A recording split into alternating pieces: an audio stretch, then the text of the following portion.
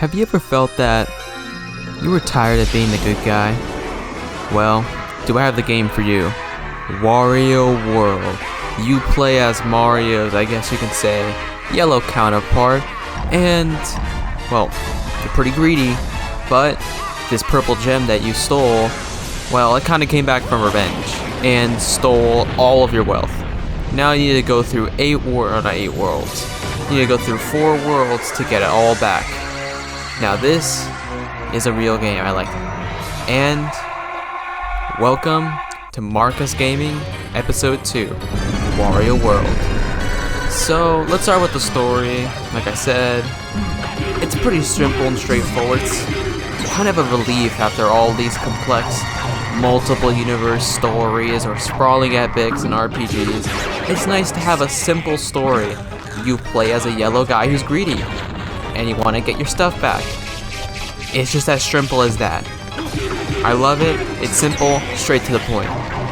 Moving on to the gameplay, as we kind of see here, I have this little all bosses compilation going right now. The gameplay is pretty crisp, not gonna lie. You can ground pound, you can punch. Not many Mario platformers can even punch, but you can also dash and run. And overall, I feel like when it comes to platformers, it's just a nice little taste of what I think Mario in the 3D era was supposed to be in a way. I mean, of course, it's a little more of a grittier, edgier take, I guess, because it's Wario. But I think most of all, I think this laid the groundwork to some of the future 3D games like Galaxy and Sunshine. I think Sunshine came after this. It might have came around the same time. But another thing I really like too about all these is just the design. Wario World has a very unique art style that I don't think has really been mimicked in a lot of other games. It's kind of cartoony, but it still kind of has this little edge to it. You can feel that it's Wario. You can feel that this ain't Mario. This isn't going to be your normal platformer, which I think, it kind of carried over from the Wario World games. Technically, it was Super Mario Land 3, which was the first Wario Land game, which eventually got Wario Worlds in the Super Nintendo, but that's besides the point. Wario has always been this sort of edgy counterculture to Mario's good nature. Mario is selfless, he helps people. Wario's greedy, and you can kind of see that in the way his game looks. It's more gritty, it's not exactly as cartoony. I mean, look at the enemy design, yeah, it's still cartoony. It's still a kid's game, it's not like Shadow the Hedgehog where, you give the hedgehog a gun. But I just really like the art style. I like how Nintendo directed this game. And another thing I really like too about this gameplay is the platforming. Now we're not really gonna see it that much because I don't think until the later boss fights does platforming even really become a thing in the boss fights, not just normal gameplay.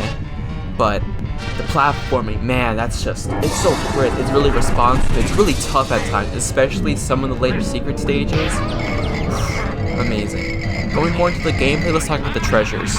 So each level has 8 treasures, and there is, let me do the math real quick, 4 worlds, 2 levels on each world, 16, 32, 64 treasures. Now that's a lot of treasures to collect, and most of these treasures you can find by pinning these little switches and picking up these treasure chests. It's really fun. But more importantly, each level has secret levels inside the level. I know, crazy, right? I mean, God, those platforming and puzzle sections in those secret levels, jeez, they're so hard. Especially the last one, it's a lot. This game is not easy. Despite its kind of, I guess you could, really, the best way to describe its funky look, it's not an easy game. This is not for the faint of heart. But, man, I just love talking about that part specifically. But something that could definitely be worked on, I guess, if there were a sequel to this game, is some of the special level design. Some of the special levels, while being fun, either have a really cheap way of finishing them fast, or just are really luck-based pretty much, even though you try hard to memorize the patterns or figure out the gimmick of that particular secret level. in the end, it doesn't really matter because you can either cheese it or it just feels like you get cheated most of the time until you get lucky. That's something, I would say that's one of the biggest problems with this game. It has a lot of cheap feeling, especially when you fall. Jeez, when you fall. These stupid little ghosts, they take your coins. You fall into this little water pit, they take your coins. You need to punch and find through a maze to get out.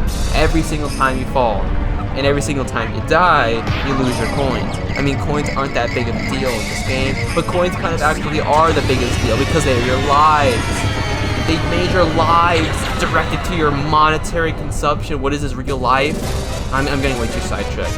But that's probably one of the weaker aspects of this game, and I really think it's really unfortunate because it kind of brings the feeling down. But moving on to another thing of the gameplay, the bosses, as we've been seeing here. The bosses are so unique, and most of them are really fun. I would say these bosses are some of the best in any platformer I've played. Now, I haven't played too many crazy platformers, but from the ones I've played, these are some of the best. They're kooky, they're funny to look at, and they all have at least a fun shake-up of gameplay. Each boss does not feel the same as the last, and that's what I love about this game. Even though it's really short, I mean, I beat mine in about 10-hour playthrough, but some people have beat it in 4 if they're not going for all the collectibles. Even though it's a short experience, it has so much value because of the levels, the bosses, it's just amazing. Now, there is some weak bosses in this game. I would say the weakest is actually the final boss. The final boss is just, boss. Whatever, one and the same. The final boss is really cheap, I want to say that. The purple gem, I hate it. I hate the purple gem. It does these stupid firewalls all over the place. It fires these little stupid fireballs. It's just annoying. And that's what I really dislike, that the game doesn't end on a super high note. But overall, the game's great.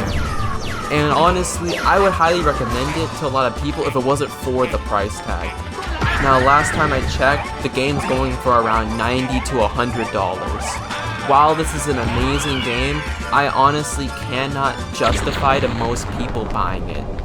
Now, I'm a collector, that's what I love about kind of what I do is I'm able to collect and save and buy games that are a little bit more on the rare side. That's why I picked this game up personally. Even though it's an amazing game, it's just unfortunate that the prices are really high right now. But overall, if I did have to give this game a specific rating out of 10, this is a solid 8.5. I would say it would be a 9 if the platforming wasn't as brutal. But if you like the brutal platforming, you like the backtracking in this game, obviously this is a surefire pick for you. Well, this was Marcus Gaming Reviews, and I'll see you in the next one. Thank you so much for watching.